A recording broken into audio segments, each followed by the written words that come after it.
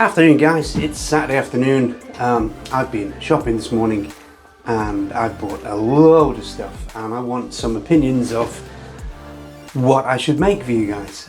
It's mostly jams, marmalades, sugar, juices, honey that I've bought. Quite a lot of it. It was like half a trolley in Aldi. And yeah, I want to make some wines and ciders and some meads, and so the whole purpose of this very short video is to just get some opinions, guys. I know you'll let me know in the comments below on a lot of my videos what you'd like to see next. So here's your chance again.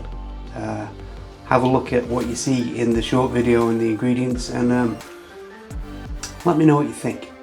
What can we make? Alright guys, that's it. See you soon.